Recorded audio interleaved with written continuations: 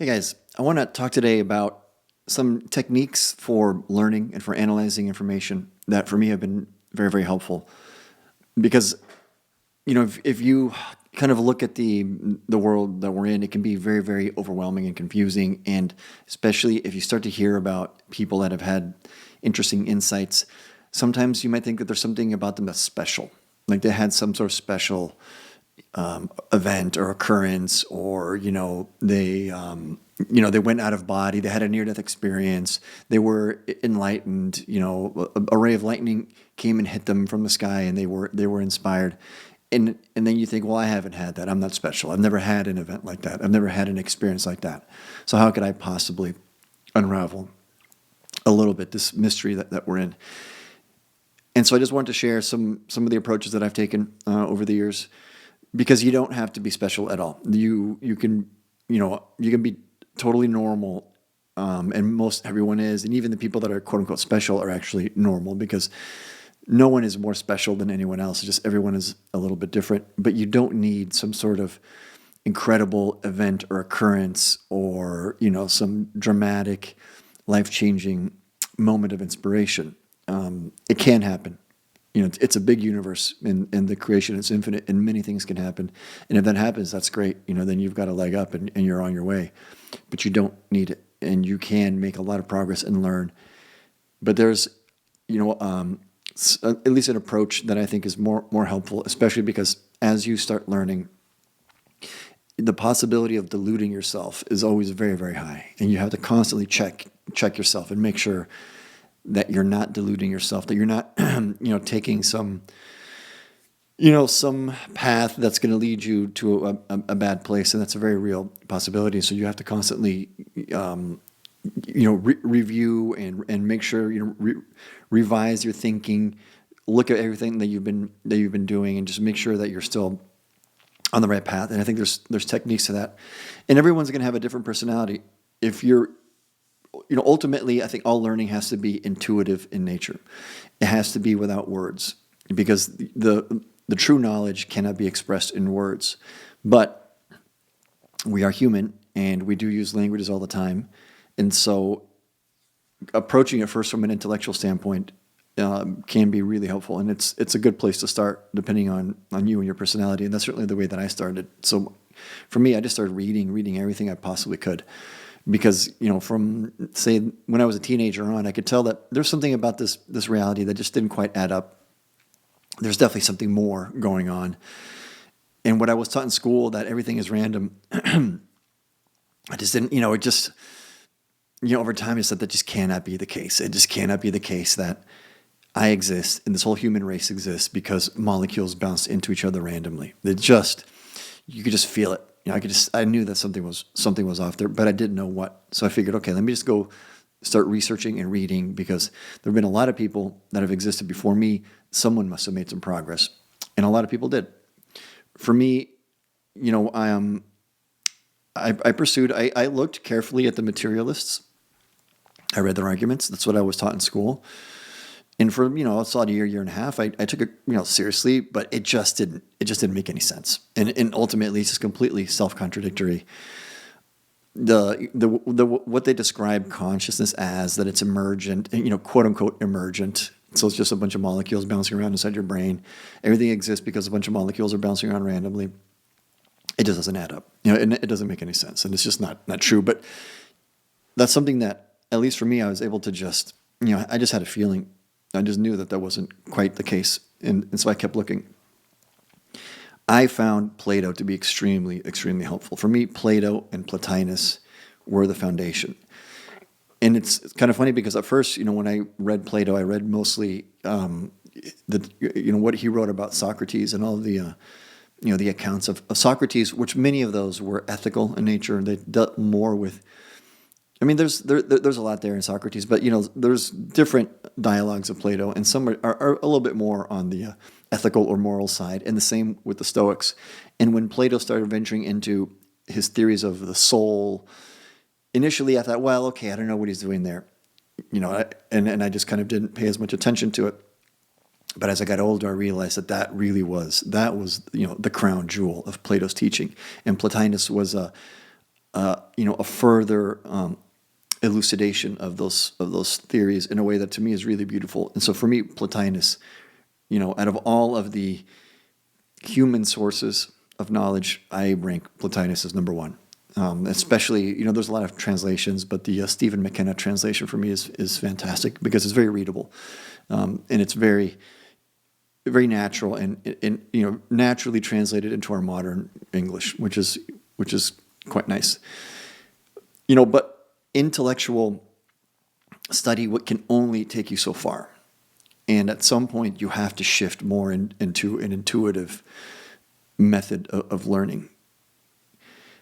That can take a long time. For me, it took many, many years until I realized that I was sort of, not that I knew everything, but I was maxing out what is possible to learn just by intellectual argumentation. I didn't need any more logical discussions.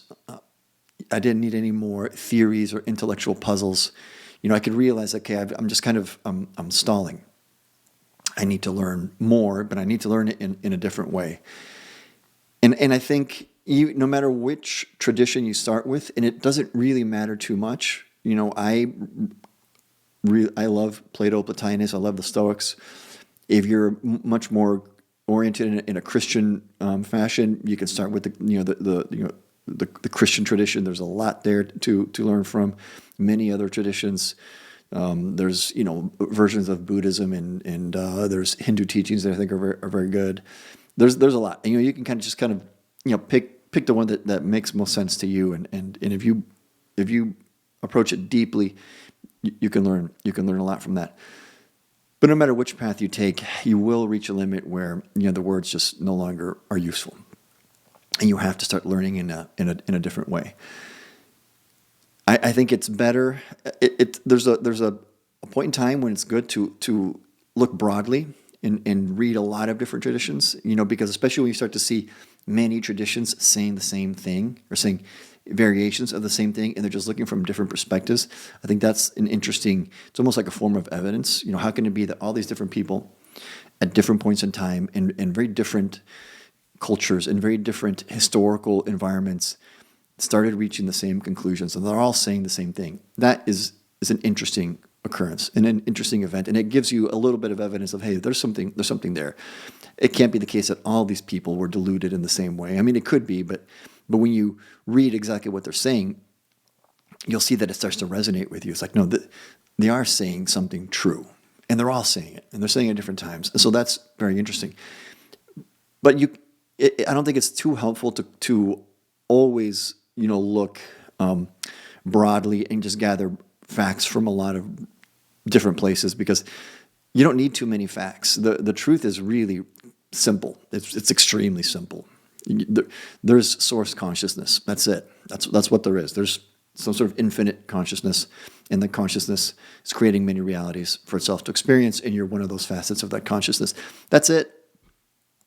It's that simple. But how you approach that in your day-to-day life is very, very complex. The way that simple truth manifests into this reality is extremely complex.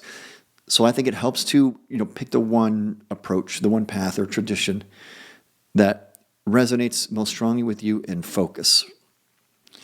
And I think what you see a lot now, if you look around on social media, especially if you look on what are people saying in UFO world or in the world, people that are into spiritualism and things like that, and you'll see a lot of people having just many wild theories, and they just go from theory to theory to theory, and they never focus. At some point, you have to use your own discernment. It's critical. You have to discern and learn to separate, truth from not truth, and start to focus on the truth. You can't just, like a bee that's going from flower to flower forever. Like, you have to at some point focus, like, oh, this is actually the right path, and I need to pursue this deeply, and I need to really dig into this, and this is the right approach. You can't just leave your mind completely open forever and say, well, anything is possible. No, there is something that's happening, and you have to figure that out. And you can't just be like a completely open door that lets anything in. At some point, you have to filter things out. and you have to use discernment. The source of that discernment has to be your own intuition. And that's why the most important thing you can do is meditate. You have to meditate every day. That's the most important thing.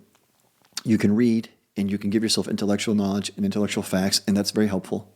And inspired writings are very, very useful, because you have to kind of constantly reset. And, as you go around in the daily world, you're going to run into all sorts of things that might situations, people, events. You read the news and it might discombobulate you a little bit. It might destabilize you a little bit. You need to kind of reset. And inspired writings are very, very good for that. And just kind of helps you remember, it's like, no, this is the right path. But for you to select what is that path, you have to look inside yourself. All seeking must be inner directed. No one else can learn for you. And no one else can teach you. There is no such thing as teaching. Not really. No one else can teach you anything. You have to learn it. Someone can present you information. Someone can present you with a perspective, but it's up to you to learn it. It's up to you to focus on it, to accept it or reject it. And that feeling of, okay, is this approaching truth? Is this something that I should accept? That has to come from inside. So you have to contemplate. You have to meditate. I think meditation can be very, very simple. I think it's really, really important. That's one of the biggest differences with me in the last, 3-4 years. I start to meditate every day, which I hadn't been doing. I did it earlier, off and on. But I don't know what I was expecting. Maybe I thought that at some point I would, float out of my body and, an angel would come to me, and it never happened. So I thought, what's the point of this? That's not the point. The point is that you learn to listen to yourself, and you have to learn to just sit in silence. And if you do that over a long period of time, you start to develop your intuitive faculties. There's other things that you can do, general contemplation, take a walk in nature by yourself and just be with your thoughts alone. That's also very, very useful and helpful. So it doesn't always have to be necessarily you sitting in a room by yourself. But I do think that that's the best thing that you can do, is just sit in a dark room, sit for 30 minutes, breathe in and out, and focus on your breathing, and just try to find stillness. And what that will start to do is it starts to build up your intuition. And you start to become more aware of your own consciousness, your own thoughts, and you can start to become aware of how your consciousness vibrates or doesn't vibrate, how you resonate with other things, and you can start to pick your way through this confusing world that we live in and start to spot what's closer to the truth and what's not. And so then that helps you to really focus on certain writings or certain sources that you find useful, and then you can really dive deep because you know that you're on the right track. And so at least I've found a good, clear source of information, and now it's up to me to ingest it, process it, and make it something real and something true inside of me. And it's not just external facts. It's not just words on a piece of paper. You have to, turn it into something that you're actually living. But your intuition is absolutely critical. And it took me a long time to realize what intuition really was, because initially I thought intuition must be essentially really fast, logical processing going on in your brain that's happening at some sort of subconscious level, or it's happening so fast you don't really notice it. It's like, what is your gut instinct? It's like, well, there's only logical processing, right? So it just must be that I don't notice the logical processing going on in my brain. But that's not the case. Intuition is, you can think of it as soul memory in a sense. You can think of it as it's a connection with your higher self, with other aspects of yourself, with your guidance system, with various types of guides. Some of them may be aspects of you. Some of them may be completely external to you. But that is what your intuition is. Your intuition will speak to you through your subconscious. And it's not going to use words, but you can feel it. And if you learn to listen to it, you can start to see how it guides you. But you have to, that's why stillness and finding that quiet space is so important, because you have to listen to your own subconscious, your own intuition. You have to work through maybe issues that you have that you're still processing at the surface level, and just kind of let those fade away. You shouldn't repress things, but you can just watch feelings and emotions come and go. But just let them move away, and then you start to find that that deeper source that can help you discern the truth and help you to understand whether you're moving in the right direction or not. And it's in one way, it's just so simple. And you can so easily, when you're reading information, for example, and if you're looking at inspired writings, you can tell whether something is close to the truth or not. The truth is very, very simple. You're either service to others or service to self. Those are basically the two orientations, at least in this reality that we're aware of. Maybe in some other reality, it's something else. And so any writings that you come across, and if you want to see, is this true? Well, is it positively oriented? If it's positively oriented, in other words, if it's encouraging you to take the path of service to others, it's telling you the truth. But if it's focusing on separation, and it's trying to create within you the sense of you are a separate being from everything else, then that's negative. It's just so obvious. So anything that's trying to build up your ego, your sense of group identity at the expense of other groups, so clearly negative communications, negative writings. It's just trivial. After a while, it's just so obvious. So if you want to take the path of service to self, go for it. Maybe that's what you want. And so then you can spot those writings too. That's okay. That's what I'm going to focus on. If you even need writings for that, it's up to you. But if you want to take the path of positive orientation and service to others, it's not that hard to see who's talking nonsense and who's not. Are they focusing on humility, compassion, unconditional love, yes or no? If the answer is no, then something went wrong. You can just, maybe there's still something you can learn from whatever that is, but, don't pay too much attention to it, because it's not approaching the truth. The truth is super, super simple. And if you don't want to, worry about any intellectual puzzles, which you really don't need any intellectual puzzles, you don't need complicated logical constructions or anything like that. The truth is super, super simple. The simplest thing you can do is just read what Jesus said and just follow what Jesus said, and that's it. And if you do that, you're going to be totally fine. But if you're not of a Christian orientation, there's other ways that you can do it too. There's plenty of other paths. You don't have to worry about spirits and reincarnation necessarily. You don't have to worry about aliens necessarily. If you don't want to, you can just focus on compassion, unconditional love. If you just do that, you're going to be totally, totally okay. And then you can find the approach to that makes sense for you. And it could be a combination of, good works and reading, studying the Bible, studying the New Testament in particular, which, I would focus on the New Testament in the words of Jesus. You just do that. Just keep it super simple. You're going to be totally fine. There are some things I think that, especially at some point your curiosity might be awakened. You want to know a little bit more about what's going on, which is why I find it so helpful to read the right kind of channeled material. And for me, there's basically two sources: the Zeta interviews and the raw material or Law of One, because they both kind of converge on the same ideas from two different perspectives. And what's interesting about that is that you get a perspective from a non-human source, because everything else comes from a very human perspective, which is fantastic. Even the writing, everything we know about Jesus is a very, he was fully human. So it's a very human perspective on reality. But for me, to me, it's just so interesting to see what is another civilization, a non-human civilization. What do they say about the nature of reality? And when I started reading channel material, abduction reports, near-death experiences, all that kind of stuff, but especially when I started seeing certain channel material that purports to be from aliens, some of it you can see it's like, I don't know about this, maybe not.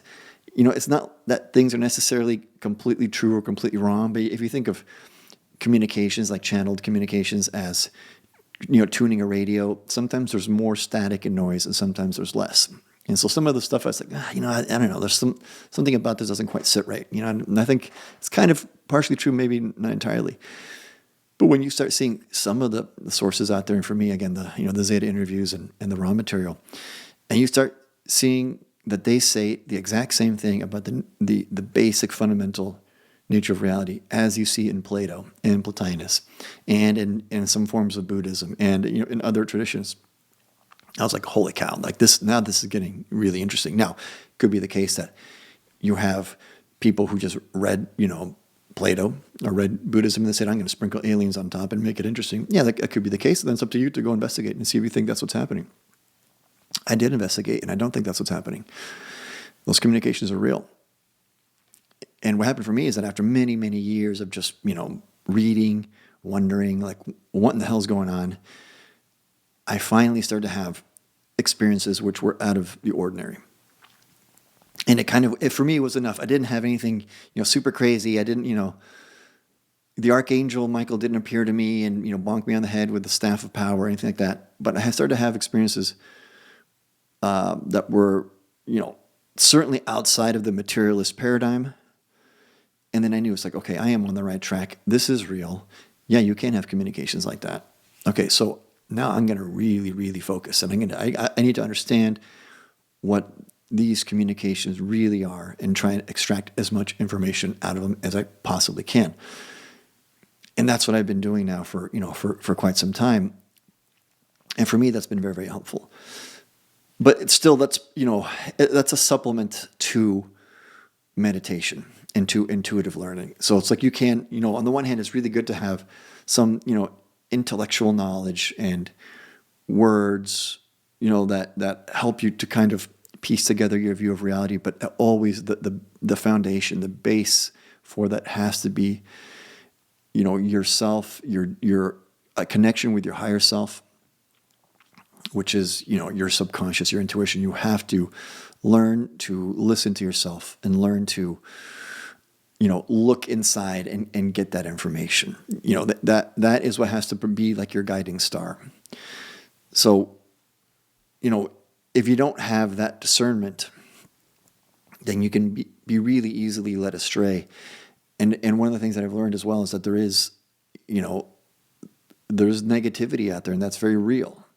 There are negative influences out there. There are some people and some beings and some races and some factions of races that choose the negative path. And they will come in and deceive and manipulate. And they will lie to you. And the way they can be very, very sneaky in the way they do it, because, it can be the case that a person may start to, have some form of contact or some sort of realization, and that can be a positive influence. But unless you're very careful and very disciplined, that can turn into a negative influence over time, and you won't even necessarily notice it. Now, it's very obvious sometimes to see from the outside, and if you look at yourself, you can see it. Are you building up your ego? Anything that's building up your ego, that's negative. It's always negative. It always is. Just 100% of the time, that's negative. Anything that makes you think that you're better than other people, that you're superior to anyone else, that you're special, that you're the special one, you're the chosen one, you run from that. That's negative. Prophecies, that kind of thing, the same thing. It's this ego. Anything that's increasing fear, that's just obviously negative. And so you can use your discernment to, in anything, any kind of feelings that you're getting as you go through the day, and you read something or you see something and you feel anger, fear, anxiety. Okay, those are negative influences. You can just, just acknowledge it. Let it pass through you. Just don't act on it. Just let go. It's just going to wash right through you, and then just keep going. But you can see that too in the things that people say and people's writings, especially now with the place that we're at as a planet and as a civilization. We're going to see a dramatic increase, and we're already seeing in the negative influence. It's just natural. There's nothing good or bad about it. It's just natural. You just have to, not let yourself get all freaked out about it and not take it so seriously that it starts to affect you. You just focus on yourself. Don't worry about anything that's happening.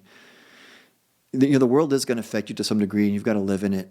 So it's not like you can entirely ignore things. But the only thing that you can control is your reaction to the outside world. And as long as your reaction is one that's positive, you're going to be fine. Even if the outside world decides to completely, screw you over, that's just part of it. It doesn't matter. You just have to focus on you reacting positively to things. That's the only thing that you need to be focused on. Everything else is going to sort itself out.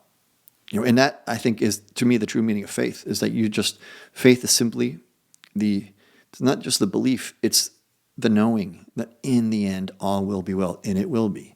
Even if our civilization has to take a few more dead ends before we finally get to the next level, that's still part of the learning process. Every individual goes through that. Every civilization goes through that. We're going through that right now as a planet. But that's totally, totally normal. In the end, everything will be well. In the end, everything will return to the Creator in one way or another. There is no other option. It's just what kind of experiences are you going to have along the way? That's the only thing that you can control. So the only thing that you need to really be focused on is your reaction to the outside world, your reaction to your own thoughts. You just control yourself, stay grounded, discipline your mind, focus, meditate. You can find, sources, readings, inspired writings, whatever it is that you like, and that can help you. But also if you just sit in the woods, for some people that works. If that works for you, you'll know. You'll just kind of feel it when you're on the right path. In the end, there are no words, to describe the truth. You'll know it. It's like you'll know it when you see it. And there are no shortcuts either. There's no drug you can take. There's no chemical. That's why I don't bother with this trend now of psychedelics. It's not going to bring you enlightenment. It's not going to teach you anything. You're just going to partake of a chemical process that then controls you instead of you being in control of your own destiny and your own consciousness and your own thoughts. The drugs are just an external influence. You need to look inside. It's the only way to approach the truth. It's going to come from inside of you. There's no other way. There are no shortcuts. So for me, that's kind of been the realization I've had over the years is that there were times when I was kind of trying to get to some state where I'd have some moments of epiphany or something like that. And there certainly are, as you're thinking about things, moments of clarity where you kind of just all of a sudden you can just kind of feel something interesting and special. But, it's not the case that, the sky parts and, a light comes and, zaps you in the face and now you're inspired and things. You don't need that. You can slowly, and really I think the healthy way to do it is that you slowly build up your intuition. You slowly build up this deeper sense of knowing and you start to understand, okay, this is, the true nature of reality. And now I can feel it. And then once you start to understand that, you can start to navigate this illusion that we're in. You can start to see, I see what's happening there. That's negative influence because the negative, the people that take the negative path, this is what they're trying to do. And they want to create fear and anxiety. Okay, well, I don't have to partake. No one can force you to be in fear. And no one can force you to be anxious. It's up to you. You decide whether you want to react in a fearful way or not. And that's easier said than done, but that's exactly the challenge. That's what you have to do if you want to make progress. So for me, it's in the end, it all comes down to focusing on sources that you find helpful, and it can be you'll know it when you see it. But at some point you need to stop just kind of like looking at every theory, every wild idea that comes by, because it's really, really simple. There's a creator, yes. It's some sort of infinite consciousness. It's splitting itself into infinite fragments, infinite realities. It's giving itself experience. That's it. That's the truth. This is not a simulation. This is not a prison. This is an experience that the source consciousness is giving itself for the purpose of experience, comparison, and spiritual growth. And you've got to navigate it. And once you start to understand that, you can really quite easily start to understand and pick apart what's happening around you. Because does it lead to fear? Yes. Does it lead to conflict? Yes. Does it lead to separation? Yes. Okay, well, it's negative. It's not rocket science. You need some complicated equation, some complicated intellectual construct. Does this writing or action or group, does it lead to humility and unconditional love? Yes. Well, okay, that's positive. That's it. It's pretty simple. So anyways, guys, hope this helps. I think it's, especially with the coming years, it's, developing your discernment is going to become more and more and more important, because we're going to go through a really, really crazy period and a really crazy time. But it's also really, really exciting. And it's going to be, I think in the end, really, really cool. And I'm looking forward to it. But it's going to be a rough transition. So, you've got to stay grounded, meditate every day, and, learn to, listen to and that deeper source of truth that's inside of you. And then you'll feel yourself resonate with the things that you want, and you'll feel that the things that are not good for you, you'll be able to spot it. And then you just have to learn to just, not obsess over it and not let it control you. Just let things wash away. Focus on yourself and your own reactions, and the world will take care of itself. All right, guys. Any questions? Feel free to drop them down below. Thanks.